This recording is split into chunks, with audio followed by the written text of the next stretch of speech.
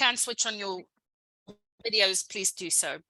So the reason why I started with Marvin Gaye, Let's Get It On, is that is the first song that was played at the conference. And in particular, it's the song that was played as the keynote speaker that did the opening address, Deborah Egerton. It's her favorite song. And she decided to start the conference that way for us. And her theme in the conference was Unite. Our end note was around Ignite. So we're going to be in the vibe of the conference. I guess the one thing that I need to say up front is that I was intending to be at the conference in person. And then I had some unexpected surgery that happened and I could not go to the conference. So we had someone else, for those of you that know the wonderful Andrea Wiener, she was there on behalf of Aephoria, and I was at the virtual conference from the recuperation of my bed. And I so feel that I missed out. So in part, I have not got the ability to give you the full vibe of the conference because I only experienced the virtual conference. And so that's the disclaimer. I don't know if there's anyone here. I think Libby may have also been at some of the virtual conference. So yeah, we'll just share what we can from that perspective. And I've spoken to some people that were able to attend in person. So normally in supervision, one of the first things we do is we do a longer check-in. Today, we're not going to do that. We're going to do breakouts a little bit later on, working with one or two of the questions and concepts from the conference itself. So just for now, in the spirit of Ubuntu and togetherness, I'm going to ask everyone to unmute at the same time, unless they're driving. That's for you, Alida. Everyone unmute. And just at the same time, in organized chaos, just say hello to each other. Hi. Hello. Let's say hi. Hi, everyone. Hi. Fabulous. Yay. All the voices are in. So there we get it. So let me pop some of my presentation here on the screen and I'll get sharing. So I think the important things to say is that this is the International IEA Global Conference. There are some really amazing regional conferences that happen. There's a regional conference for the IEA coming up in Egypt at the beginning of next year that I'm hoping to go to. And then normally there's a European conference as well that happens. And so for those of you that have been at this conference in the past, you will know that even though it's called the International Enneagram Association Conference, in actual fact, it's the least international of the conferences. It's the American conference, because the international conference rarely moves outside of the borders of the US, and it's much more attended by US participants. And the European and the Egyptian conferences are a bit more international and global. The interesting thing is this year, it felt as though the participation shifted a little bit more towards a more global space, even though a lot of the, some of the frames that were in play were very American in its focus. And that's just a by the by. The second thing is that the theme of the conference was Unite and Ignite. And in particular, in this conference, and this is what the association, as our community of practice for global practitioners, what it's about at the moment, is it's really figuring out how to be more inclusive and how the Enneagram and our teachings need to shift to be a place of greater belonging for people from all kinds of cultures and all kinds of backgrounds. So there was a big theme on this, and it's way overdue. As a community inside Aephoria, we speak a lot about diversity, equity, and inclusion, but this is really a very new conversation inside the IEA. So a bit late to come to the party, but rather late than never, we'll say from the start. So some general highlights and thank yous that I just want to start with. Andrea's not here on the call, but I really want to say thank you to her in front of everyone here. I mean, literally, I called her from a hospital bed 2 days before the conference and said, can you please go in my stead?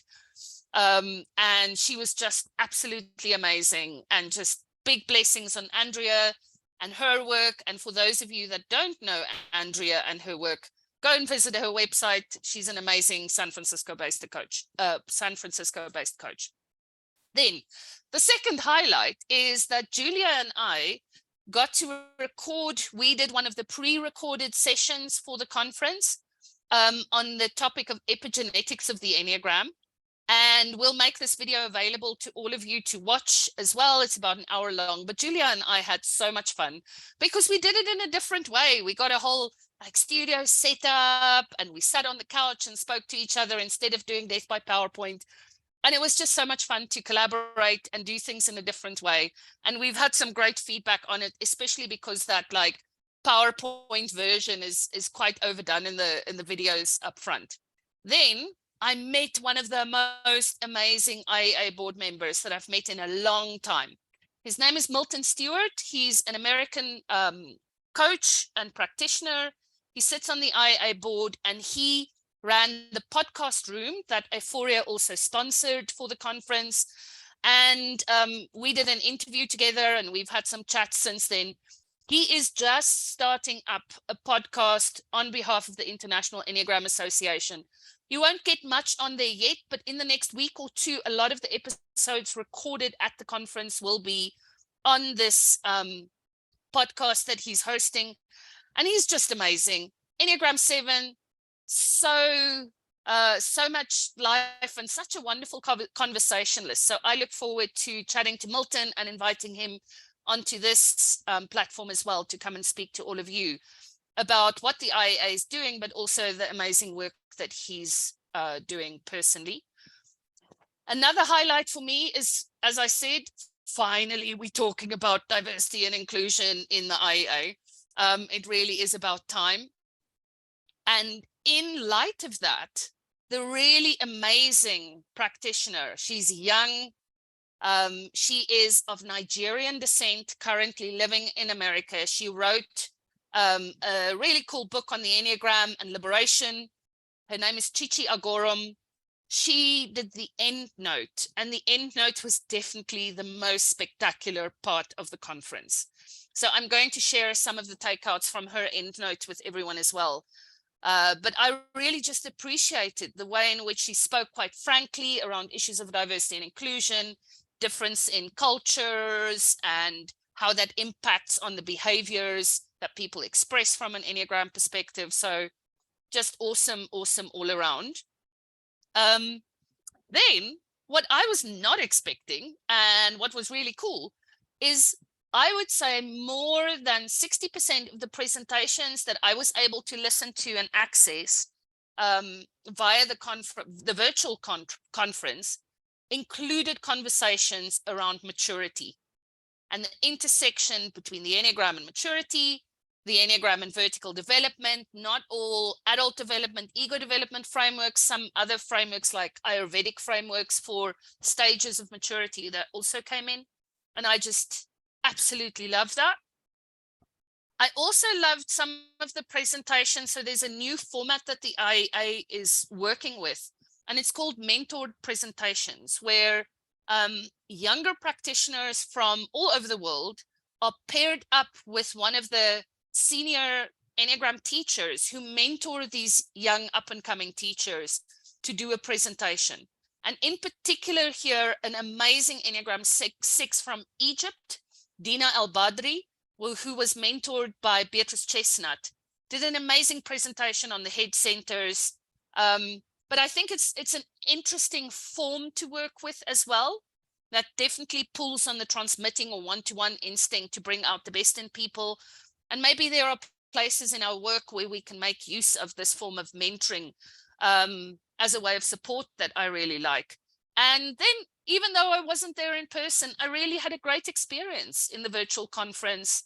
There were lots of ways in which we were included, and I've been to virtual conferences that have been a little bit of a mess. So it was done really well. There were translations of some of the pre-recorded sessions, and then the keynote and endnote that was released afterwards in Spanish, in Arabic, and I might be very much mistaken, but I think in South Korean, there were 3 languages in which presentations were translated beforehand that people could also follow on, and that was really, really cool. Libby, yeah, I agree with you. I thought Dina Al-Badri was absolutely great. So then some disappointments. So I'll just share my perspective, and it's not a critique or a criticism, just some disappointments for me. So even though it's the international conference, the strong US-centered view still prevails. And part of what that means is that as much as we started up the conversation on diversity and inclusion, I was quite surprised by the way in which the conversation sidelined some diversity, especially from Asian participants in the room. And I'm not talking Asian Americans, but specifically the participants from places like South Korea and Singapore, and a lot of South American voices as well, and some of the African voices. So the conversation in an international space being focused very much, I think, about the conversation between white patriarchy and how America needs to shift in its inclusion of African American groups. And even for some of the African American participants in the space, commenting on how they've been the only people of color in the room, where I've been at the same conferences and I know how many, for example, Asian participants have always been there, but kind of go below the radar, in particular because of some of the language barriers and also cultural ways of showing up. So I think there's more from an international perspective that we need to be aware of here. Then some of the more established teachers, it felt to me, leaned back into their reputations, and the actual sessions were not that inspirational. And I think it's useful to have like entry level and basic sessions, but there were one or two of the sessions where I was a bit disappointed, and they're from people that I really respect. And sometimes I think that's what happens in associations. There are people that have a certain reputation, and so they always get conference slots, and some of the people that do really amazing work don't get conference slots, and maybe that's a shame in some way.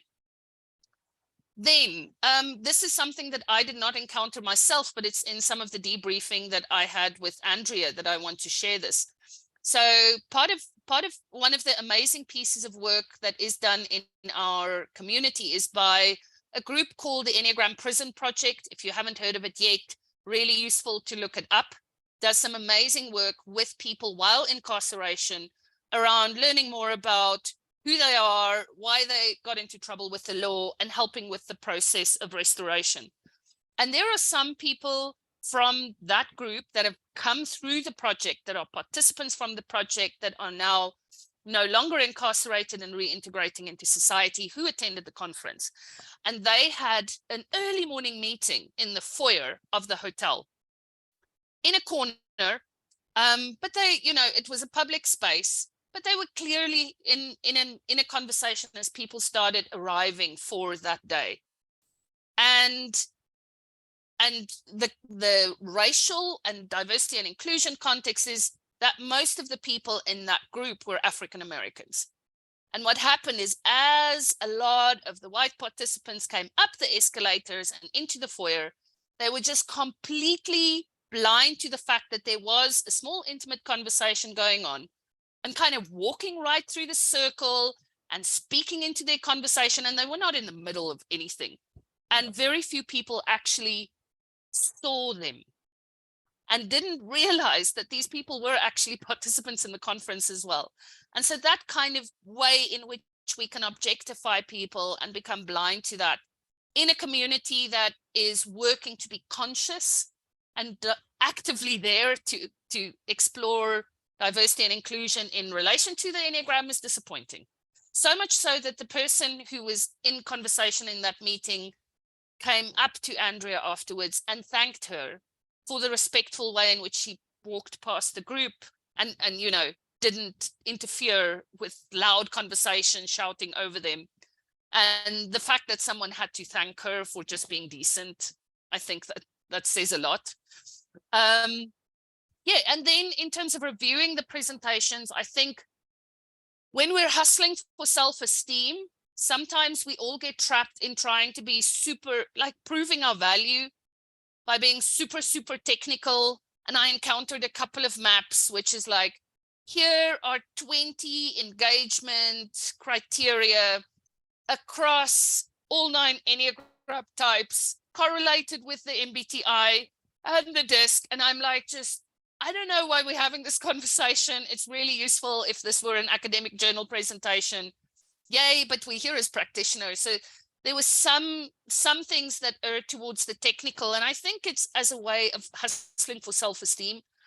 That's interesting. And then there were 1 or 2 comments that were made that made me uncomfortable, and I'll just own that as my frame of reference. But when someone says, imagine the Enneagram is an angel, I'm like, I'm not sure I'm going to take this piece into some of the more corporate work that we do. I'm glad the Enneagram is an angel for you, but it's not. It's, it's a framework. So, and I know it's deeply meaningful, and I'm not trying to, for many people, and I'm not trying to minimize that, but I'm just sharing some of my own discomfort, where I think sometimes it's almost like a version of almost spiritually trying too hard. And so use it, lose it. That's just some of my disappointments. So in listening to the presentations, there are 5 key themes that I picked up across multiple presentations. I'm not going to try and run you through 30 presentations. What I kind of did is to pick 1 or 2 things out of each of the themes, 1 or 2 presentations, 1 or 2 offerings that I found really interesting, to share that as a way of giving you a sense of where the conversation at the conference was at. So Unite and Ignite, Justice, Equity, Diversity and Inclusion, sometimes called JEDI. So Diversity, Equity, Inclusion, DEI, Diversity, Equity, Inclusion and Belonging. We have different DEIB. We have so many acronyms for it, but that was definitely front and center and one of the biggest themes.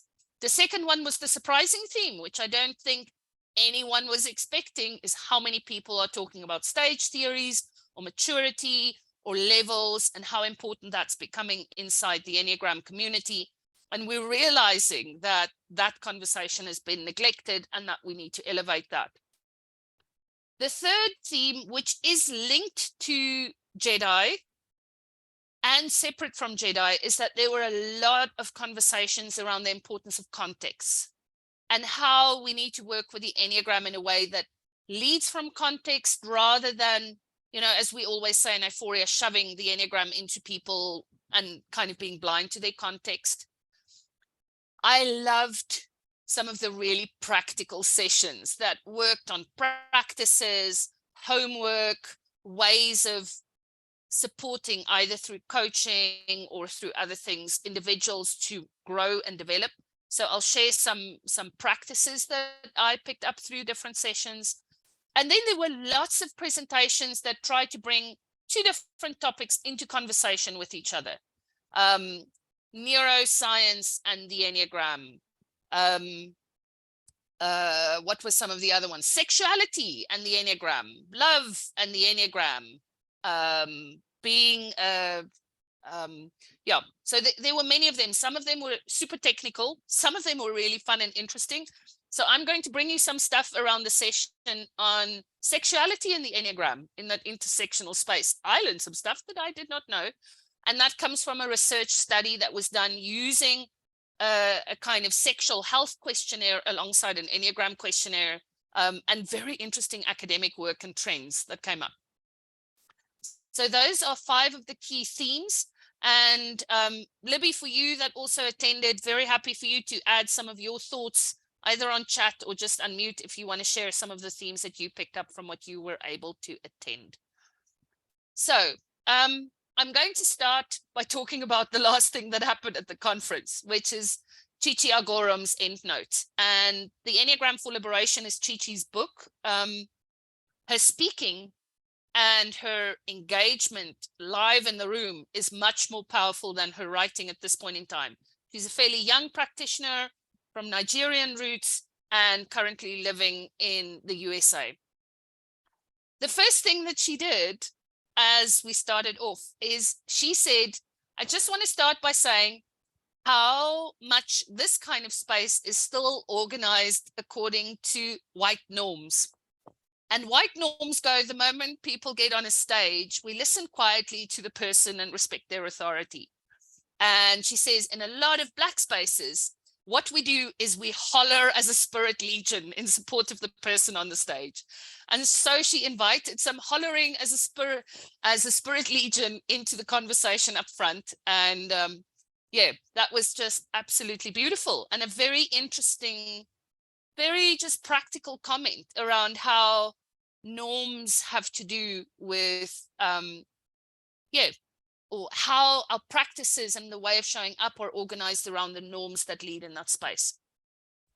The second part of her conversation that I thought was really meaningful is she spoke about her journey towards finding her space on the Enneagram. She's an Enneagram 5, and she was raised and spent her formative years in Nigeria, not in the US. And when she was starting to work with the Enneagram, it was in the context of America. And so a lot of what she spoke about there is understand that Nigeria is a collective culture. So we are organized in relation to others. And in American culture, there is a centering of the individual, where in Nigerian culture, there's a centering on the group. Her experience of learning more about the Enneagram is that first she thought maybe she's a 4, maybe she's a 6, and she kept trying to, in conversation with other teachers, find her type. And then what happened is she attended a panel, a narrative panel, and she was on the Enneagram 4 panel, and she sat with it, and it's like, yeah, I know that this is where people say I belong, but this isn't working. And then she got off the stage and she listened to Enneagram 5 speak. And the more they spoke of their internal motivation, the more she could feel herself belong there. And then every time people started speaking about typical behaviors of a 5, she went, nah, that's not me. And as she explored that, even with a very big Enneagram teacher, they said to her, no, but you too extroverted to be a 5. You can't be a 5. And finally, as she went through more and more of this exploration, she realized that the moment we go to behavioral assumptions in our teachings, we kind of nullify the impact of the culture and the cultural differences from the groups and the families and the societies and the country cultures that we've grown up in. A Nigerian Enneagram 5 does not behave and act in the same way as an American Enneagram 5. And so all of the behavioral descriptions that we get in a lot of the books that are written from a very much that Western bias will give you useful stuff to work with from a motivational perspective, and not so much useful stuff to work with the moment you get into the behavioral parts. And that's part of what I have definitely seen for those of us that are practitioners in South Africa. I mean, I've had the privilege of working very closely with our own Enneagram 5 practitioner, Ntatyambo Sibanda. And I know that there are ways in which she responds and behaves that for many people feels quite 8ish. And she grew up in a massive family, in a very collectivist culture, in the Eastern Cape. And so it's very different to how we can expect Enneagram 5s to behave that have come from a very different society. In the same way that I'm sure that American Enneagram 5s will not necessarily agree with the behavioral, the way that Enneagram 5s from Finland behave, which is an even more introverted culture. Now, we speak about that a lot in Aephoria, but for many people, this was like a massive revelation. But I loved the simple way in which Chichi articulated that. She also kept asking people, what motivates you to show up to diversity, equity, and inclusion or liberation work? And she said, a lot of us show up to liberation work because we don't want to look bad, and we don't want to feel shame and the anxiety that comes from being outside of that work. And she just said, that's not good enough. If you're going to show up to liberation work to keep looking good in some way, then the heart's not in it. And we need to find our own meaningful reasons for showing up to liberation work. And she said, maybe go scratch inside your Enneagram type to understand some of the ways in which you're managing image, or some of the ways in which you are also not fully free, because liberation work is for everyone. It's not just for people that, using an old South African term that's slightly politically incorrect, but very descriptive, previously disadvantaged. It's not about that. It's for everyone. Because if you're discriminating against someone, you're also not free. And don't work with the delusion that you are. And so find your own ways to link into the freedom work. So that was great. And she said, nothing can be changed until it's faced. So you can't just like kind of plaster over this very superficially and do liberation work at a surface level. You have to really face your own shadow in this way.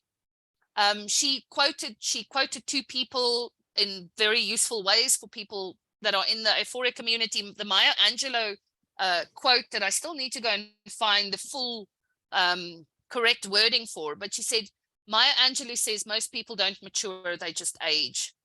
And the Enneagram, the purpose of the Enneagram is to help us mature, not just age.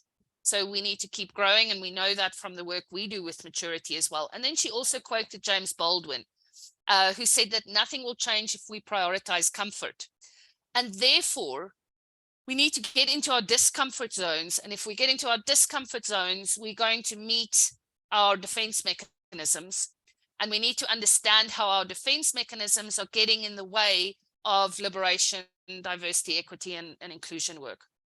And she really encouraged people that in part of that idea of moving towards our edges and our discomfort, that there's deep wisdom in learning how to somatically in the body sit with that discomfort.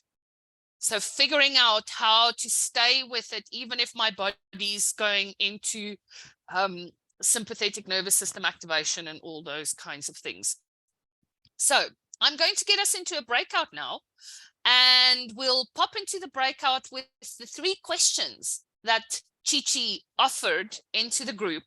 And she says these are questions that in her work helps us stay with motivation rather than get stuck in the behaviors and the behavioral assumptions of types.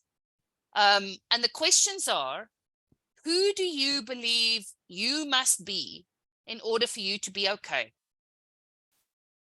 What's the story you have about who you're supposed to be so that you'll be okay? The second question is, what parts of yourself do you avoid or reject to keep up that story?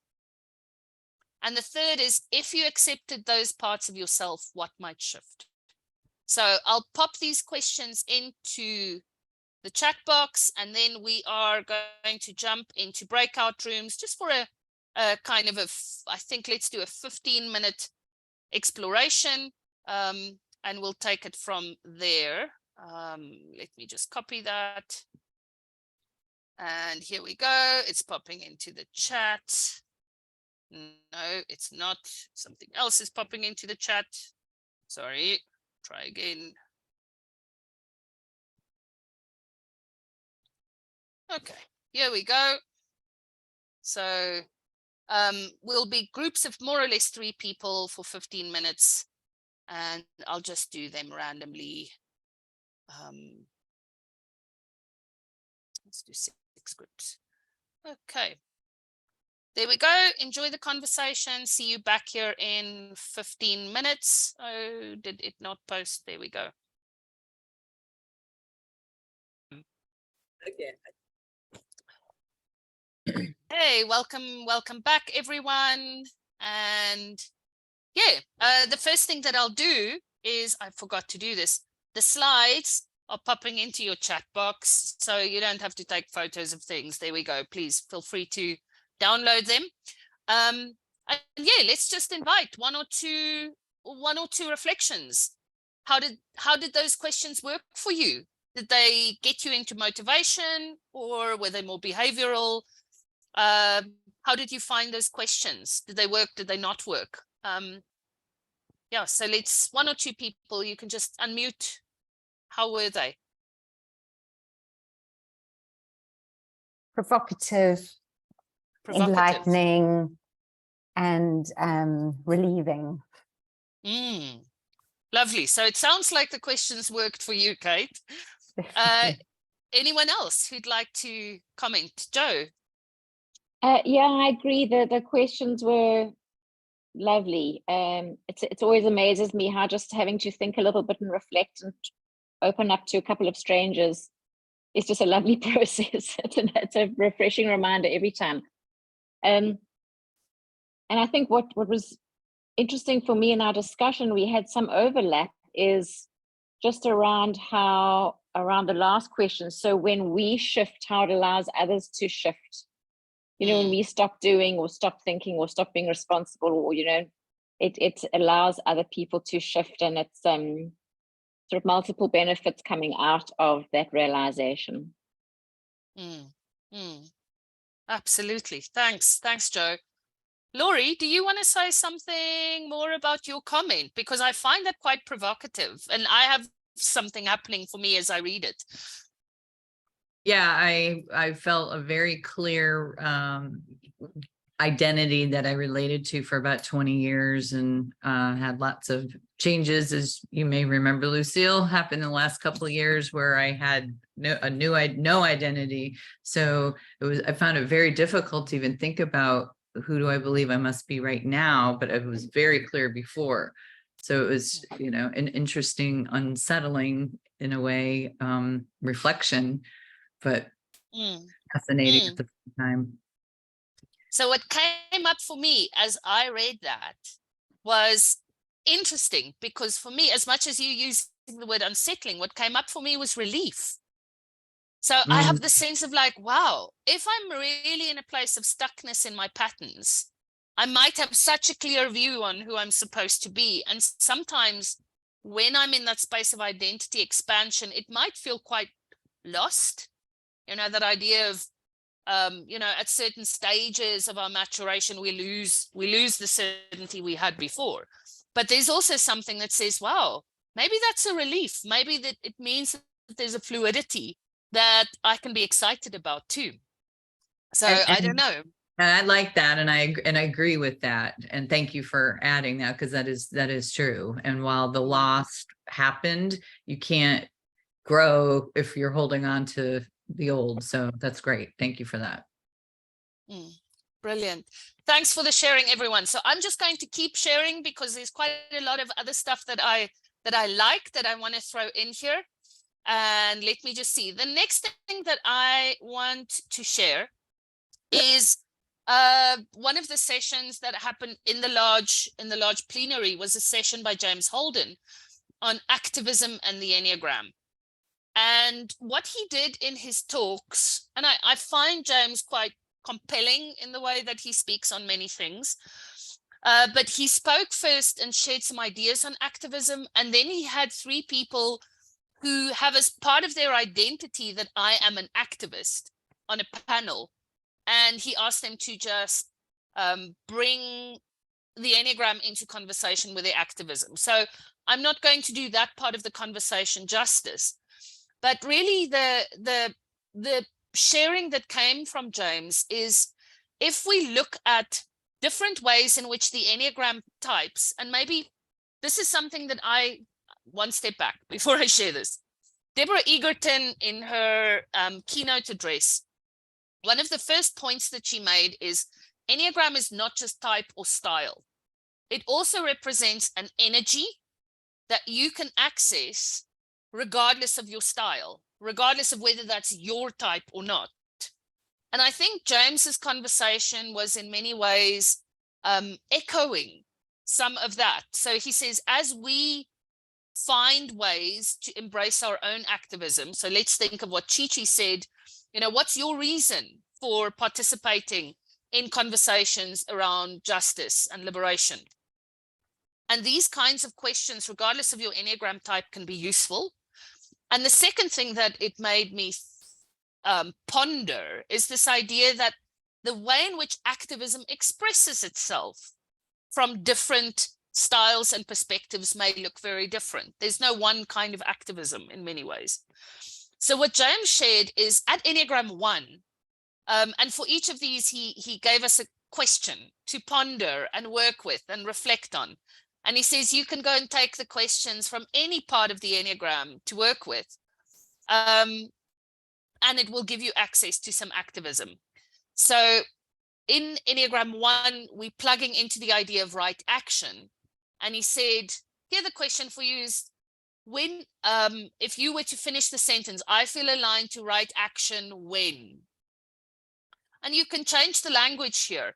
I feel aligned to justice and inclusion when, but you can take a particular value or effort. I feel aligned to conservation ethics when, so there's different topics you can put in there, but that idea of alignment and being in right action is the Enneagram 1 access point to activism. Enneagram 2, the access point is through service, the Good Samaritan. And here the question that can give me access is, what do I most want to contribute to? What do I want to be in service of? Yeah? So that's really a beautiful question you can ponder as well. In Enneagram 3, the question is, what is the great work?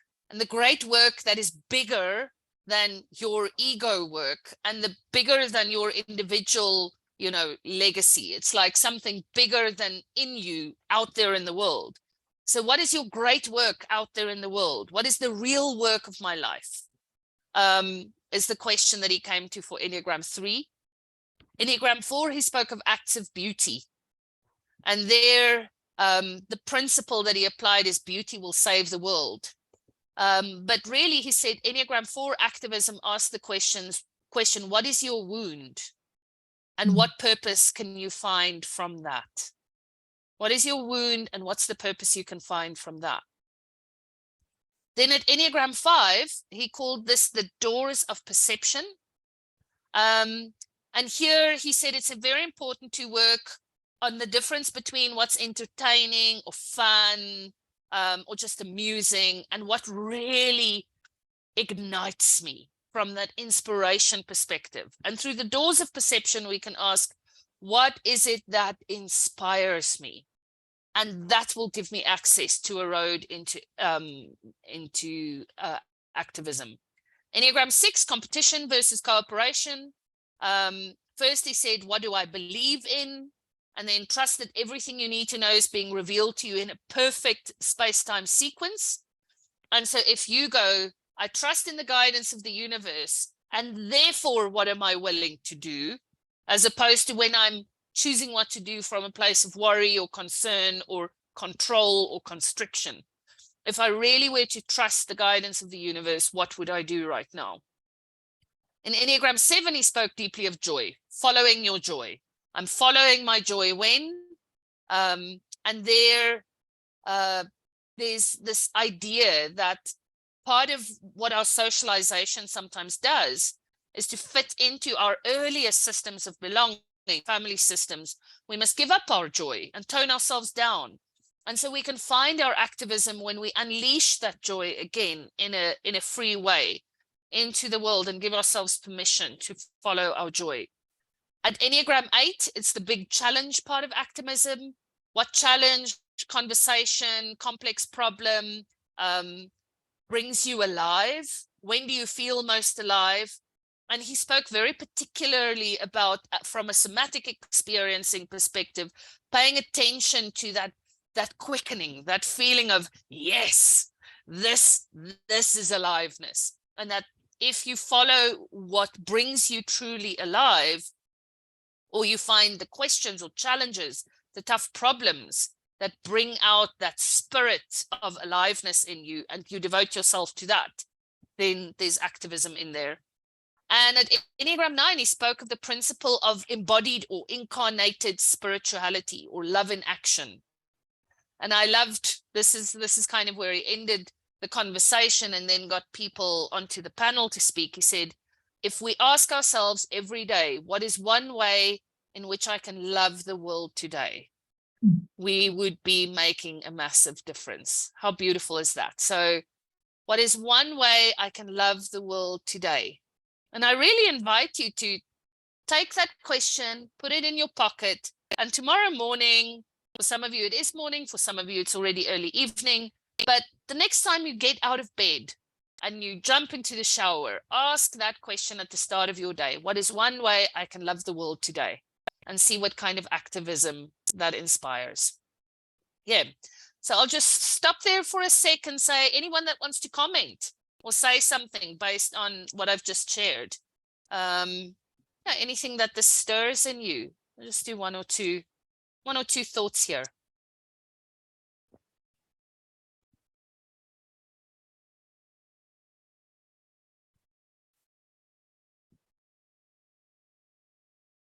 Okay, maybe not. I guess the one thing that really stirred me always is the conversation that followed on this, and Deborah Egerton and Susan Olasek, and unfortunately she's the head of the person who started the Enneagram Prison Project. And then I can't remember the name of the third person, but she's an Enneagram teacher from Ukraine. We're all on the panel and speaking at that point in time. And just once again, I mean, Susan is a really beautiful individual. She's been a keynote speaker at a past Enneagram conference I attended. And she just reflected in that conversation again that she didn't start the Enneagram Prison Project as a form of activism. She was doing some Enneagram teaching with a small group of women in her community where she lived. And someone said, don't you want to come and do this in the prison? And she thought, okay. And she walked in through the prison gates and it was scary. And she had a whole stack of papers and she thought, I have to be an expert teacher here. And now it's, I think, probably more than 15 years later. And she is so deeply steeped in activism on behalf of the community of people incarcerated, specifically in the US. And she is an activist now, but she went in there nervous as anything, thinking I'm coming to teach people this framework and with no activism in mind. And so there is something around also allowing the unfolding of our lives to take us to the contribution. And that Enneagram 6 question, if I were to really trust the path that is opening up for me, it opens up at times a pathway towards a contribution that is larger than us. And I guess I'm kind of experiencing that at the moment, which is really, really awesome. I have the privilege to be working with a group of people who are at the forefront of anti-rhino poaching in our country and they've been there for more than 12 years. And they're just the most amazing, devoted, dedicated group of conservationists who have had to become something akin to a paramilitary force. And they're still devoted, and it's really hard, and they fighting global organized crime syndicates from their little part of the Kruger Park in the most amazing way. And I know that because I care so deeply for nature and the environment and conservation issues, doing work, our kind of work in that space, just brings me alive in a way that's so different to the way that blessings on everyone in the financial sector that I worked with today doing the work in the bank does. So, and that's me. That's what I value, and that's what inspires me. And so thinking of that work as a form of activism is something that I'm really enjoying as a result of James's invitations. Okay. So I'm going to do some more sharing then. We'll just keep going. And here I just want to share one of the themes we said, other than the justice, equity, diversity, and inclusion, is context. So I'm not going to have a long conversation around context, but I invite you to go and watch the 1-hour session that Julia and I did around the epigenetics of the Enneagram, some thoughts on the neoliberal context and what that means for the way in which we work with the Enneagram. I've already spoken about Chichi's thoughts on the impact of the culture we come from on how type forms, how it expresses behaviorally, and how that's so different and how sensitive we should be to that. But then there's also this thought that actually, I mean, Chichi spoke about this a bit, but I also picked it up between conversations. And there's so much global movement for different reasons at this point in time. And we're also exposed to so many different cultures and teachings. And we're invited to be sensitive to thoughts like cultural appropriation, for example. But here's the question: when people move between cultures, what is the impact of that on me and my behaviors and my expression? Part of what Chichi shared was this thought of like, you know, I didn't grow up in this American culture that is about individual performance to the extent that it is. And yet I've picked up some of the performative aspects of this culture into me that now is quite foreign maybe for me when I go home. So there's one thought of that. But then if I listen to some of the other presentations, time and again, this thought came up that when I'm moving between worlds, it's really useful to double click on the centers. And in particular, there was this massive simplification of centers that I got in different places around the gut or body center is expressed in those times as a need for control. The heart center is expressed as a need for affirmation. And the head center is expressed as a need for safety.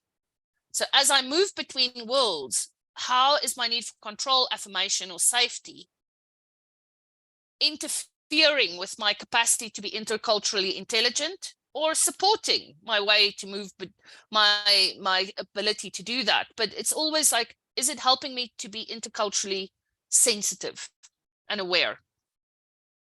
Yeah, and here is part of that thought from Chichi, the US growth culture. I'm taught to perform regardless of my type, and it impacts on the expression of my type. It seeps into my story.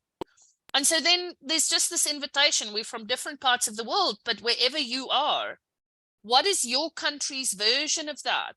You know, what is seeping into you, regardless of your Enneagram type, because of the cultural overlay?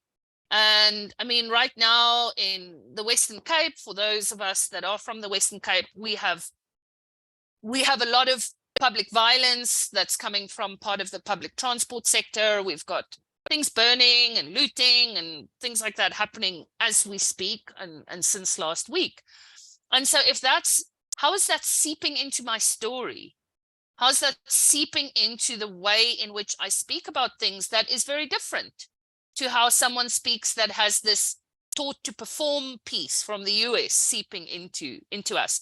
And then when I move between these cultures, how do I make sense of how those seeps blend, if that is useful? And then in some of the presentations, there were some references to understanding that some cultures are low context environments and some are high context environments. And one of the ways in which we are invited to read whether we're in low or high context environments is through understanding the relationship that we have with ideas about time. And so monochronic cultures think of the way in which time unfolds itself as quite linear and specific and one thing at a time. And 1952 is different to 1962 is different to 1972. So there's this very specific and precise unfolding of a linear view of time. And often in high context environments, we have polychronic ideas of time. Now, polychronic ideas is not just doing many things at once, but its time is quite fluid. And I know in some of the environments that I work in, and it's not just a language thing, people will sometimes speak about things that happened 20 years ago in the present tense. And people, it's like, at some point, you're not sure, is this person speaking about their father or about themselves? I had this experience in Mozambique last week. Like, who's he speaking about? He started off talking about his dad, who's long passed. Now he's talking about himself, but is he? And it's like, time is more jumbly. It's more messy. And the more we're aware of how much monochronic or polychronic ideas of time are expressed culturally in the space, the more we can also understand how important, it's always important to emphasize context, but it's almost, if you're in a polychronic idea of time culture and you just say, here's the Enneagram, let me teach it, and you haven't leaned into the context of the time and the here and now properly, it's almost like you hanging something in the closet without a hanger. It's just going to fall on the floor. Yeah. And so that's one of the context pieces that I'd pick out. But go and watch the presentation we did on epigenetics. I think it's quite interesting. But hey, I'm biased because I said some of the ideas. Yeah, see if it's useful. Then around this idea of stages and maturity and how that was in conversation with the Enneagram, it was really everywhere. But I want to highlight the conversation and the session that Frederick Kuhne did. And he's an interesting person. He is not an Enneagram teacher. He's not a coach. He's a diplomat. He works and lives in the Ukraine at the moment, and he's an EU, European Union diplomat. And so his background is political economics, and he just loves the Enneagram. And he has some deep thoughts, and he was there and had some interesting stories to share. The first thing that struck me about Frederick is he started his presentation not by telling everyone his CV and how amazing he is.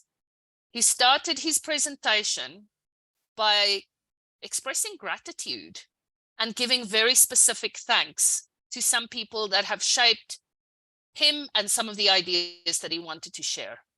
And that was just so different and beautiful. I mean, he thanked his wife for the lessons that he learned because his topic was rising in love.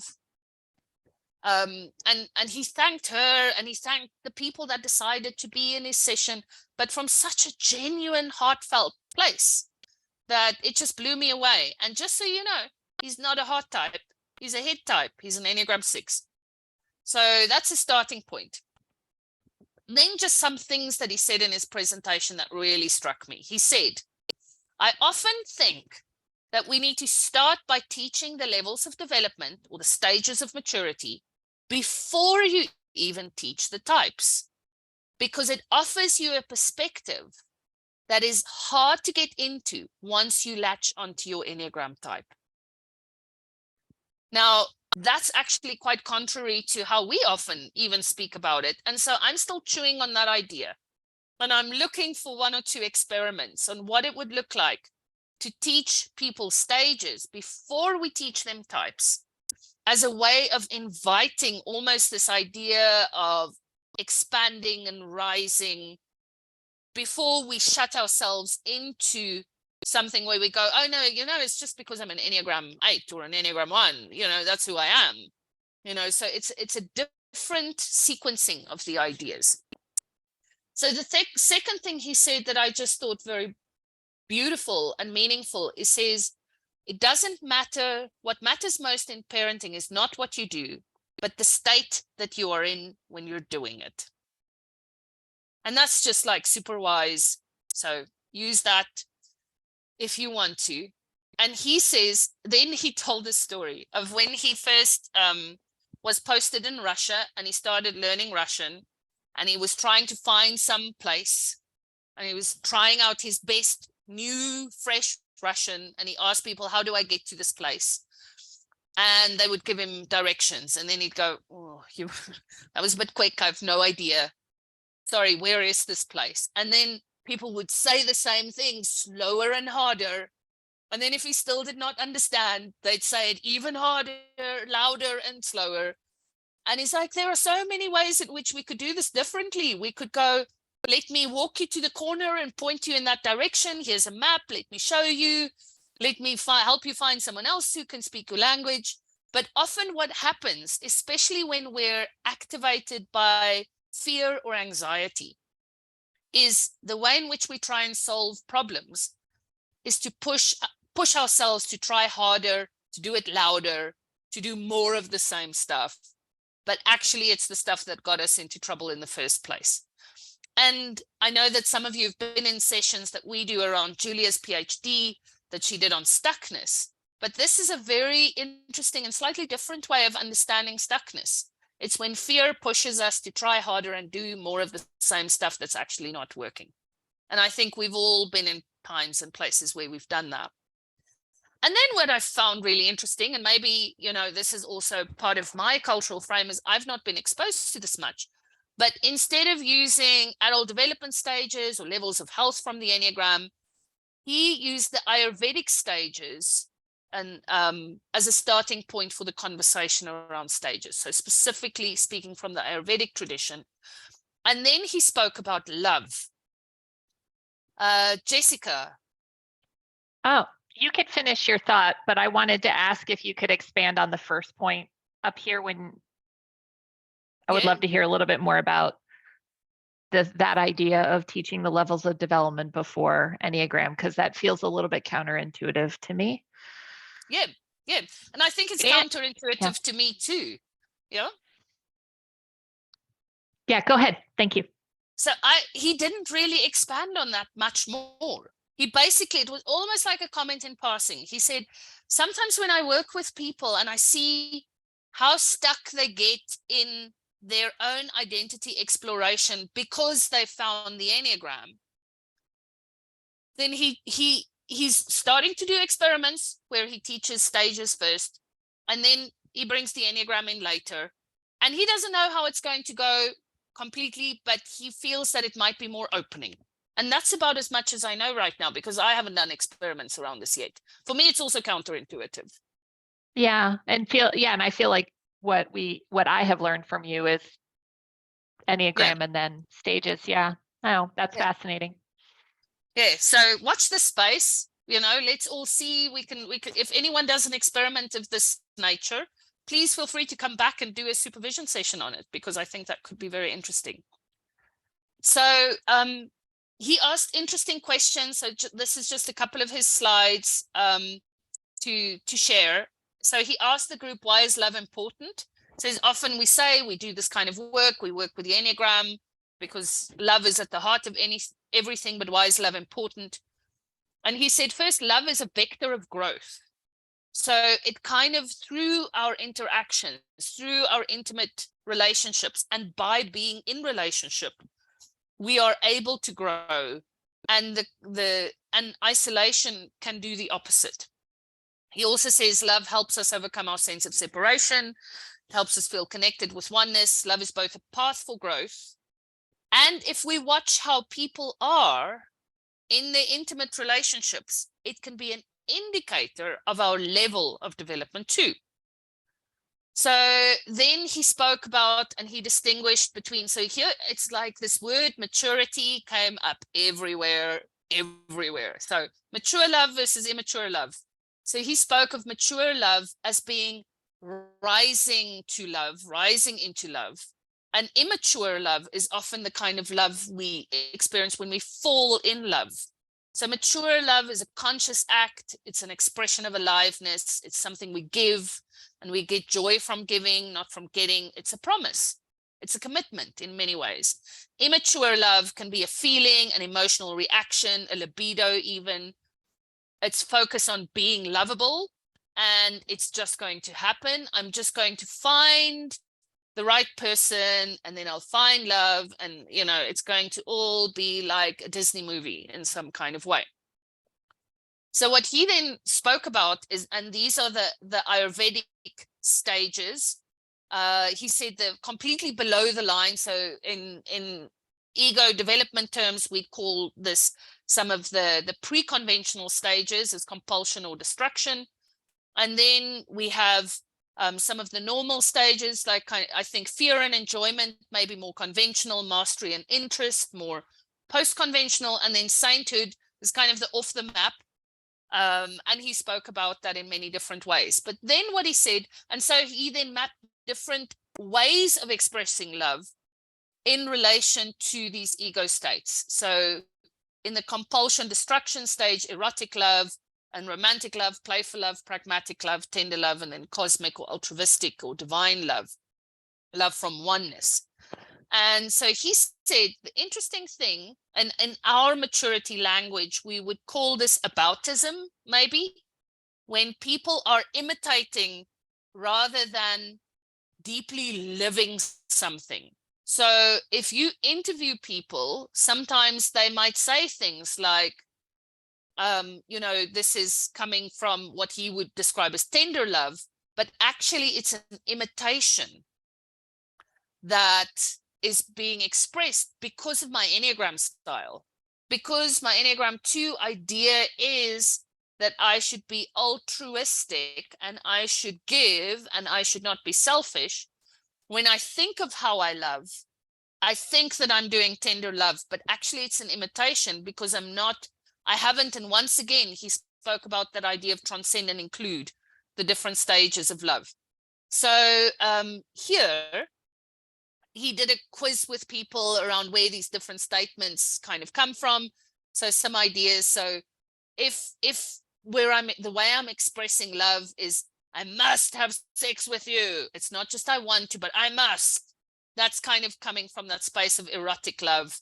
And as we look back here, it's the compulsion destruction space. It's like really deeply driven. Think in Enneagram terms, we'd say deeply driven by the instincts in a very unhealthy or distorted way. Then I cannot live without you. And, you know, I'll just know that they missed the right or miss right when I meet them. Those are ideas of romantic love. Playful love is, no, I'm having a good time with you. We have fun together. We experience things. There's some possibilities that open as a result of our relationship. That's playful love. And then he speaks at some of the later stages of pragmatic love. I'm grateful for your care and support, and I'm happy I can do the same for you. And this is a place where the contract becomes much cleaner in the romantic relationship. Tender love is the place where some deeply lived comments of I want to experience deep fulfillment, and some of that might be with you, some of that might not be with you, even if we are not together. So there's a respect for separation, but a tender-heartedness that comes with this. And one of the highest expressions of divine love is I am at your service. And then just some more thoughts. You can go through this in your own time around erotic, romantic, playful love and what that expresses and looks like. And he says, if we haven't integrated erotic love into our ways of loving in a healthy way, then that's once again the place where we're going to get tripped up in some of our relationships. So yeah, from an Enneagram perspective, if we think of pragmatic love, it's that place where I can see who you are as a human being. You know, I'm an Enneagram 4, you're an Enneagram 9, and I'm not sticking my finger into all the ways in which your 9ness is wounding me or my 4ness is wounding you. And we get this place for where we can show mutual care and respect, and also make pragmatic solutions around the ways in which we are going to inevitably disappoint each other. Yeah. So yeah, there are some thoughts on that session. And then he ended off with some ways to build our capacity for healthy, intimate relationships. And it was know, understand, accept, and there the piece you can't see was care. And some of the thoughts that he shared there are useful, but he also emphasized that you can't do for others and in your intimate relationships what you can't do for yourself. So it starts with self-love. Okay, so I'll just stop the share here for a quick second, check any questions, any comments. I wanted to include this in part just because of the feeling that that session gave me. There was just something so beautiful from how this man showed up. And then I've never encountered the Ayurvedic stages. And it's a different way of thinking about it, and it's useful, and it gives us more intercultural intelligence around how to work with those ideas of stages across different contexts. So what we're going to still do is talk about practices. And here I'm going to highlight some of the stuff from Tom Condon's session. And I am a big Tom Condon fan, so I'm just going to gush unapologetically. And then we're also going to look at the intersectionality piece, and specifically some of the interesting findings on the sex survey as the stuff that we're going to do before we finish off here today. So what Tom said, and his topic was creating effective homework for the different Enneagram types. I thought that's such a pragmatic approach. And what he says is, and he kind of started his session by saying, look, when you go back to times when we started teaching the Enneagram in the 80s and the 90s, we really kept it simple because the Enneagram was still revealing itself to us in many ways. But there were three kinds of homeworks. The one is standing back, that today we'd call the kind of approaches we get from mindfulness practices or self-awareness or meta-perspective practices. The second kind of homework is the going against your type homework. So these are methods that help you interrupt your Enneagram patterns and kind of go against the way in which your ego wants to do things, actively go against it. And then the third kind of homework is going with the compulsion of your ego, of your Enneagram style, and to embody the experience of the low side as a way of casting around for how this might not be working for you a lot more deliberately, and exploring the deeper and more important needs a problem fulfills. So let's start with some standing back homework. And he gave more examples, but I'll just share some of the basic examples that he gave here. So general standing back things. So these are more generic than type specific. So keep a journal about your Enneagram style reactions and note what you could have done instead. So at the end of the day, go, this is where I acted inside of my type, and here are some alternatives I could have done. Then the second thing is like get elevation. And we do this a lot in some of the land-based work as well.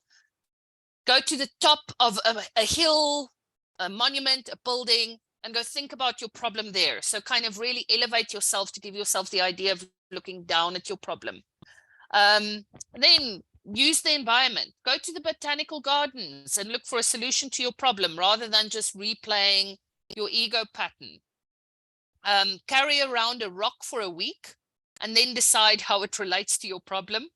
I mean, I've also done some things where you do a rock reading. You pick up a rock and you notice 6 different things about this rock, and then you get those 6 aspects you notice into conversation with the problem. So you're trying to get out of, you're standing back from your ego compulsion and getting a different perspective. I love this one. Carry a key for a week and then decide how it solves your problem. Reading biographies. I've never really thought of this properly, although I think I've done it.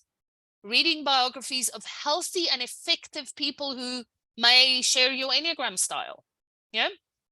So, and then go see how they have overcome some of the compulsions. Really lovely. So it's kind of also a distancing that allows me to get perspective. And then become a lot more aware of your posture and your physiology when you're in your Enneagram trance. And that would be very useful. I'll maybe just throw this in as a moment. Peter O'Hanrahan did a session where he said, specifically from a physiology perspective, if you're working with 891, so the body center, you need to become very aware of what's happening from the hips down, so into your legs and your feet, because it's a lot about grounding. And then if you're a heart type, you need to check what's happening in your no, I'm lying. Peter was saying this is for instincts. Sorry, instinct subtypes. Throw away what I said about the body types. He said you need to pay attention to the grounding if you're a self-preservation type. If you're a sexual type, you need to look at what's happening across your pelvic area and your sexual organs. kind of the base chakra and the second chakra. And then if you're a social subtype, you need to check in what's happening in your solar plexus. I don't know how that works. I just heard Peter say that. So let's play with that idea. Cool. So then the second set of practices that came from Tom Condon's session, and here we have Enneagram specific practices. Here are examples of going against practices. And you need to, he said, these can be really hard. So you need to tell people that there's a part of you you're going to have to fight and battle to overcome your ego compulsion here. But he says also make it a little bit fun for people. So Enneagram 1, go to a children's playground, park your car at a crooked angle and go play on the swings. Yeah, so, and just live with it. Live with the compulsion to go and move the car. Live with the idea that it's against the rules for an adult to be on the swings. Just go play. See how that goes for you. So going against your Enneagram 2, go shopping for something you don't want. Really allow the salespeople to try and sell this to you, and then don't buy it. Practice saying no, because here you're not invested, because it's this thing of the Enneagram 2 where I'm invested in the relationship and I'm scared that I'm going to lose the relationship if I say no. But you don't have a relationship with a salesperson over time. So go practice saying no and see that it's okay. They go, okay, thank you. And they move on to the next customer. And he said, really, really, really don't fall for it. Don't buy it just because you don't want to say no. For Enneagram 3s, go to a graveyard, study the stuff they've said on the tombstones, and then write what you want it to say on your own tombstone. And see if you're living your own life that way. If your family were to decide what to put on your tombstone right now today, what would you say and what would you want it to say? So Enneagram 4, this is for me. He said, go and research and discover 3 new comedians, people you don't know. So there's no nostalgia, no going back to the past. Go find new comedians that you find funny and listen to them and see what happens to your mood. For Enneagram 5s, practice giving appropriate compliments to strangers and friends, always with a smile. So this is the way where you pay the compliment and you really tell your face to mean it. You don't go, you're looking great today, thanks. So yeah, really, really tell your body to go with the compliment.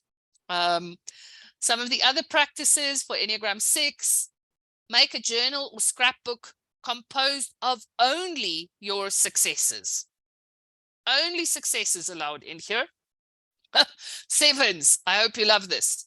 Visit several buffet restaurants. Study all the food on offer. Leave without eating. Beautiful way to work with the gluttony of the 7. Nothing, not even the sweets on the way out of the restaurant. Enneagram 8, research and discover 3 children's songs that make you cry. And then Enneagram 9, go shopping for something you don't want. Let the salespeople try to sell it to you and then practice saying no. He said that works for the 2s and the 9s equally. And then I'll just quickly go to my notes here because he had another really good Enneagram 9 homework practice. So he said, look in the mirror, really see yourself in the mirror and say out loud to yourself, the world is a better place because I'm in it. And do that every single day. And then he also worked with that idea that we get from the learning organization around the left-hand column. So he said, routinely write down what was said in a conversation and then write down what you thought and felt but did not say. So those are also Enneagram 9 practices that he worked with there. And then other homework that he worked with. So now it's going with the compulsion of my ego as a way of really embodying the low side and feeling how this may not serve me. So for Enneagram 1s, they're very good at this. Make a list of 5 negative critical comments and very critical statements practice saying them out loud at 20% of your normal speaking tempo. So slow it down. So normally, Enneagram 1s can deliver that criticism at a clip pace. So slow it down, practice saying it out loud, and then, just check in. How's this working? How does it feel to be saying this? Enneagram 2, buy one of those little invoice books where you can do a manual invoice, a whole tablet of invoices, and make out invoices to specific individuals that express what they owe you for every relationship, past and present. So my mother owes me this, my brother owes me this, my manager owes me this, and just keep going. Don't send your invoices, but fill them all out. Because if you can do that, you get into the subconscious way in which we're giving in order to get. Enneagram 3, write a letter to your Enneagram part expressing everything you resent about its behavior and then everything you appreciate about it. So it's like write a letter to your Enneagram style in some way. Enneagram 4, create an hour-long recording of all your laments, your complaints, large and small, everything that's awful, everything that's wrong, everything that just makes you sad and depressed and drains you of hope. And then listen to your hour-long recording at least 4 times. I'm still building up the courage to do that. Enneagram 5s, the next party you're invited to, when you get there, don't say anything, hand out little cards saying, I have laryngitis, and spend the whole evening unable to talk. You are not allowed to speak, say a single word. Just sit there, be on the outside of the conversations, go into that separation fully. Enneagram 6, in your diary, put some worry sessions.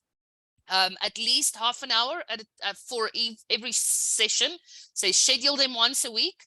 Write about your worries and fears. But here, do it in a place that you wouldn't normally be in, like, for example, an empty bathtub or a shower, not at your desk.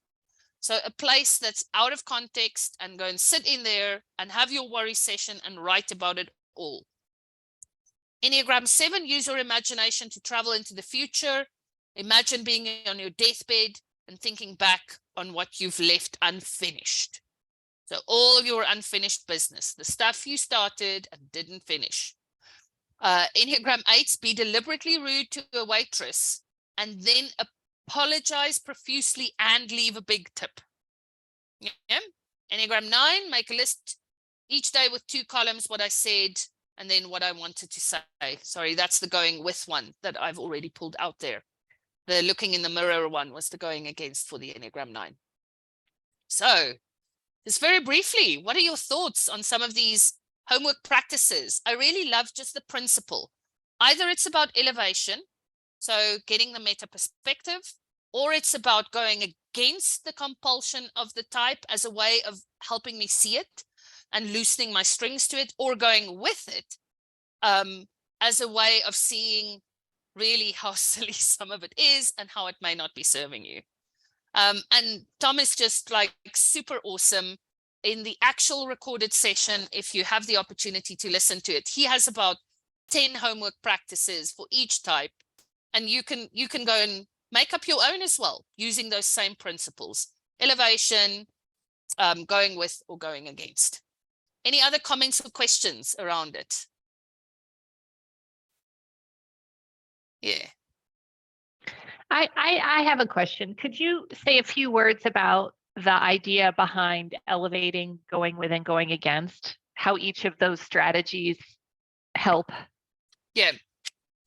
I think the first one around the standing back or elevation, if we think about what we're doing in our mindfulness practices in general as well, what they do is it allows us to cultivate the inner observer. Firstly, so that's one way in which it helps us. And we know that meta perspective supports maturation too. So it's just doing it with the Enneagram maybe in frame. Then if we look at some of the physical embodied elevation practices, so get on top of a building or carry a key around, around. So the core thing is when we work with strong physical manifestations in our world, like a rock or an elevation. These are ancient cultural practices that are part of our epigenetic heritage, you know, that in some way unlock stuff. So if we think about across different traditions, how many stories are there about people that are later in life seen as wise, going to the top of the mountain and coming back with wisdom? And so when we just reenact something that has happened over many, many, many, many ancestral lineages, and we just enact that, we're in a place that's unusual, we're out of our comfort zone, and just that shift in perspective, or bringing in complexity theory, we talk about read a rock or carry a key around as a strange attractor. And so if we throw a strange attractor into a complex patterns of events, the patterns rearrange themselves. Those would be some of the ways in which I think about it. Okay, thank you. Yeah. So some of the people that are in the rites of passage and the wilderness work would say, don't try and psychologize some of the stuff like rock readings, just do it. You know, sometimes you have to just embrace some of the mystical things. And yes, I agree with you, Jan Hendrik. Some of the real growth comes from mixing and matching. And once again, if we bring all the themes we've spoken about in here, we have to be context sensitive so that it's appropriate from a diversity and inclusion perspective. And we need to read the context of the person. So the homework that works for this Enneagram 1 might not work for that Enneagram 1 because of their context. And so we have to be fluid as practitioners. If we understand the principles of elevation, going against, going with, we can make up our own homework within the context of the person that we're working with. Great. So some of our last thoughts that we're going to look at here, and this is the session Sam Greenberg did on sexual desire and the Enneagram. And so basically, here's just some of the trends that came from this very well-validated questionnaire on sexual desire, cross-correlated with the Enneagram. So the first is, which Enneagram types have the highest reported levels of desire to have sex with the partners they already have in their lives? And the sequence is 8, 7, 4 of all the 9 types. Then, which types report the highest desire for sex alone? So masturbation, etc. 7, 8, 4 in that order. So that's just interesting. If your trifix is 8, 7, 4, please let us know how often you think about sex, because that might be interesting for all of us. Then, the types that are most responsive to emotional bonding cues. So emotional bonding cues are signals of care, like the expressions of the love languages, for example, like acts of service, paying of compliments, but also emotional bonding cues like touching someone's hand, giving a hug. Who are the types that are most responsive to that? Enneagram 2s. Who likes a lot of emotional intimacy when in the sexual space, and what creates sexual desire as well for those types? 2, 4, and 6, a lot of emotionality part of it. This is not just functional erotic love, even at lower levels of expression, maybe for 2, 4, and 6. Who likes a lot of visual proximity cues? So visual proximity cues are the different ways in which either through visual stimulation, but also through pointing at in different ways, showing people what you like. 7s and 3s really enjoy visual proximity cues. Who likes a lot of explicit erotic cues? No, touch me there, don't do that. 8, 4, and 7 in that order. And who likes romantic implicit cues? So it's more romance type conversation, and feedback around how much I love you and more cuddling and that kind of thing. 7, 2s, 8s. Who doesn't like the romance part of sexual desire that much? 5 and 1. Frequency of sexual thoughts, 4, 8, 7. Most likely to be sexually stimulated. And here he was very clear. We're not talking about sexual deviance, but about healthy, normal sexual behavior. So most likely to include or work with pornography in relation to sexual desire, 8, 9, and 7. Who's most likely to say yes to BDSM? 8s, 4s, and 2s. Interesting thoughts that you might have on that. Who's most sexually assertive? 8, 7s, and 4. Who are the people who do not express what they like and are more passive in terms of cueing whether they enjoy or don't enjoy what's happening? Enneagram 9s and Enneagram 6s. And then just the statement, Enneagram 5 scored lowest on all the cues. They just want their partners to tell them what they want. And keep it simple, and there we go. So, any thoughts or questions here? There's some more stuff on the instincts that I'll share in a moment. But interesting stuff, I don't know. And I wonder how trifix plays into that. He didn't work with the concept of trifix in this. And there was a lot more. I mean, it just kept coming.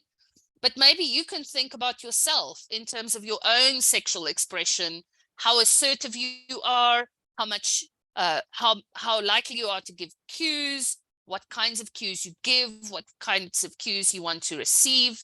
And then he brought the instincts into this too. And he said, so the SX subtypes express much higher partnered sexual desire than SO and SP. So the sexual subtypes say that they want to have sex with their current partner more often. Social and self-praise may be lower desire to do that. Solo sexual desire also stacks SX first, and then SP, and then SO. So if you're an 847 with a sexual subtype, tell us your thoughts. Once again, we're interested in that. Then the stacking there, social first, then self-praise, then sexual, in the comfort with more time without the having sex with my partner. So social subtypes are often comfortable to not have sex with my partner for longer periods of time. That moment of, ooh, we haven't done this in 2 months or a year or whatever. So social would be most comfortable with that, and sexual would be least comfortable with that. And then in terms of more sexual assertiveness, sexual subtypes more likely to bring pornography into the relationship, also the sexual subtypes. And that's not only in the relationship, but maybe in relation to solo sex as well. And all SP dominants need their biological needs to be met before having sex. So this apparently was a very off the scale kind of thing. So if we're going to have sex, please can we eat first and brush our teeth, and then we can get busy. And then he started speaking a little bit about transcending to transformation within the space of sexual desire. Ran out of time for this, but 2 of the biggest things that he highlighted is, if you're an Enneagram type 2, you need to understand that your pleasure is also a gift and a blessing to others. Instead of just feeling that your job is to pleasure the other. So sometimes it's really transformational for Enneagram 2s to practice having only the partner touching you and you not touching back. And then for type 7s, one of the most transformational experiences is to embrace the period after the sex, rather than just jumping up and moving on to something else. Embrace the emotionality and notice what happens when you do. Because often when you stay in the intimate space after sexual intimacy, it can open you up in ways. And many Enneagram 7s report that if they're able to stick with the intimacy afterwards, they cry. And there's a lot more access to the heart space that comes from that. So interesting stuff. I thought that was one of the intersections intersectional conversations that I found quite interesting, whereas some of the other ones were just people randomly trying to bring frameworks into conversation with each other, and it didn't work so well. So well done, Sam Greenberg. Fascinating stuff. So yeah, we have 5 to 10 minutes left to I'm happy to take questions. I may not be able to answer all of them, either about the IEA, the conference, the topics that were discussed. So yeah, just a little bit of a free Q&A or comment section. So whoever wants to jump in, please do so. And maybe just comment. What are your thoughts around some of the things that I've shared? There were millions of other, not millions, there were 10 or 15 other sessions that I haven't reported on, but I picked the ones that I thought were most meaty. Todd? I think somebody already said, oh yeah, because I was saying the same thing on the homework. You know, yeah. So I'm a 1, as you probably remember, but looking through this, that was my thought too, is what would it be like to go, okay, now I need to think like a 2. What would be my answer to that? Well, what if I was a 3? What would be, you know, to work through all of them? Yeah. Oh. Yes. Just, I mean, it's fascinating, whatever, introspective. Go ahead. You're in. Yeah.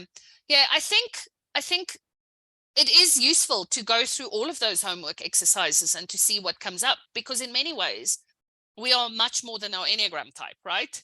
So it will get us into touch with parts of ourselves. But I think the second benefit we get from that is we will learn a lot about types. So if you're going to do type homework for other types, start with the types that piss you off the most or that you find hardest to understand, because that might give you access to compassion and understanding of how that ego fixation works. But I like that idea. I really like that idea, Todd. Nice thinking. Other thoughts, questions, comments? Yes, and Libby, thanks for the correction. I watched so many presentations in such a short period of time. Sam is a woman, indeed. Interesting sexual language as well. Partner sex, solo sex. I'm learning vocabulary here, so fascinating stuff. And I grew up with a father who's in part a sex therapist, but he got trained in the 70s. So, hey, you know, I'm learning new language. Kate. Did I miss the context for Sam Greenberg's insights there? Presumably she did some research, did she? Yes. Tracking Enneagram insights. So it's all research-based. So she gave people 2 questionnaires. The one is a scientifically validated questionnaire around sexual desire, and the other was an Enneagram questionnaire, and then she cross-correlated the results. Fascinating. I'm a 4-7-8, so I'm featuring very strongly in there, and suddenly some dots are connecting. Great. So there we go, Kate. Maybe that's some insight for you.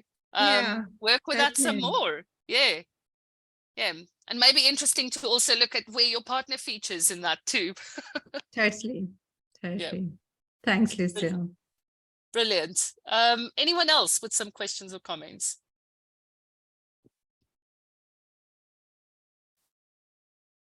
I'm a 1. I am a 1, and I see the 1 doesn't feature a lot, and it makes sense to me now.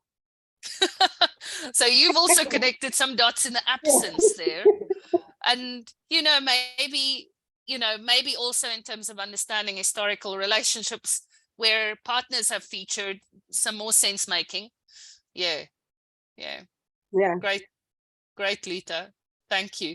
And of course, I mean, in your past relationship, you've had the complexity of also being a pastor's wife. So who knows what happens when you bring religion into conversation with the Enneagram and sexual desire. It just gets very 3-dimensional. And then congregation members ask you, so how is he doing as a pastor? So, yeah. Oh my, the boundaries. It's sometimes very embarrassing because of the way that I was brought up, very conservative, something that you don't talk about. And now suddenly people will casually ask me about it. What do I say? Yeah. He's first a man, then he's a pastor. That's my usual answer. He is a man. Yeah. Thank you. Thanks, Lita. Anyone else? Libby, any of the things that I know that you were also in a space where you were tracking the conference. Anything you want to add or say? No, I think you pulled some of the most interesting, topics from the, in fact, I really appreciate how you put it together, and I have nothing to add. I can't imagine what I could add to this. But the whole, like, the sexuality thing, was really fascinating, and even the love, and how they're very different. But I have a really practical question. And the other thing I would say about the conference, and particularly Beatrice Chestnut's presentation, because Beatrice Chestnut went through this whole history of the Enneagram by basically quoting all of the sort of gurus. Maybe that's one presentation I would comment on, but I found it so interesting because all of them were white men, all of them. Until you get into the really modern, times, Helen Palmer, whatever, they were all white men. So I guess maybe that was just indicative of research and science at that time. But the other presentation I thought was very interesting was Chloe. She is French, and she did this thing about, beware of the guru. Did you happen to see that? I haven't watched that one yet. So anything you'd want to say about beware of the guru, Libby? Well,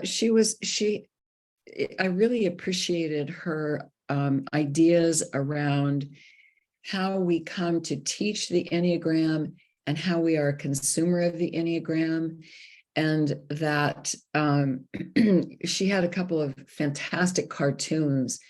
One of them were these sort of young monks saying, oh, my father can get to enlightenment, quicker than anybody. And the other one's kind of like, well, give me the link, would you? Or, and then heard, the idea of the enlightenment journey is like climbing these steps with your backpack, whereas her enlightenment journey is just like chaotic swimming and trying to not drown in this water. And I thought it just brought up for me that, this is a framework. It is not black and white, there's no absolute in it. And also to, like, beware of the guru, and even as a practitioner of the Enneagram, to hold it lightly. And so I'd be interested if you looked at hers, or, what you thought of it, but. Yeah. I haven't yet, but just, Libby, what I'd say about that, what comes up for me immediately is, if we approach enlightenment from a cultural perspective that is monochronic in its time sequence, then we're going to say it's linear steps and it looks like this. Whereas a polychronic time orientation, just to bring those together, is going to say, of course, it's chaotic and it's many things at once. And so maybe that's what was triggered by what you shared there. Yeah. That was very interesting. And I have this very practical question that maybe somebody else would benefit from. But when I'm sort of curious how to go deeper with the instinct, my understanding of the instincts, because I see a lot of reports, including my own, where two of the instincts are really, so close. And we designate just a little bit higher one, and to really parse out or understand the significance of that. And I've got some good language around each of the instincts for each of the types. But the 20, I think it's maybe Beatrice's book on the 27 types or something. But I don't know if you have any other sources or resources. Yeah, so two things. The first is, if you give me just 1 second, I'm looking for it as we speak, but there's a new resource that I drew up and I'm looking for it. I know where to find it. I'm just going to pop it in the chat box for download for those of you that haven't looked at this yet, is called the instinct development. It's just a slide with some different practices for developing instincts. So see if that is useful. And then, and this is the moment I'm going to have a blank. I see the book in front of me and I can't grab it because I'm not at home. But there is a particular, if you Google Enneagram Instincts book. Okay. It will give you, it's the same guy that does the Big Hormone Enneagram podcast. If anyone can think of his name right now, please pop. Typology, Ian Crone? No, it's not. His name starts with a J and he's a sexual 458. This is me. I can't remember names, but I remember people's Enneagram numbers. He's got a book on an instinctual approach to the Enneagram. It has like this almost chaotic, very busy picture on the front cover with the black strip at the Libby. I'll pop you a message if I remember. But look for his book, because his book has taught me a lot more. So Beatrice's gift is describing the way the Enneagram type and the instinct merges, but it's not always that practical around how you work with the low instinct and the high instinct. There have been times where Beatrice and Noranio, but I don't know if they do it anymore, have taught a workshop on working with the instincts. That's very useful. But otherwise, this book that I'm thinking of here. Kate popped in and Laurie seems to have found it. John Lukovich? Yes, John Lukovich. There we go.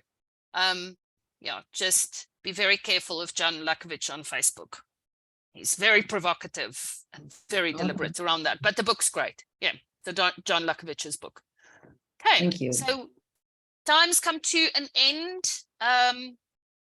Yeah, so let us do the hollering as a Spirit Legion moment as well. So everyone at the same time, unmute yourselves and just do a checkout out loud, saying goodbye or saying what you're taking from this all at the same time. Everyone unmuted.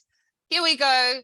Thank you so much. Goodbye, everyone. Bye-bye, everyone. Bye. Good morning. Thank you. Bye. Bye. Bye. Thanks. Thanks.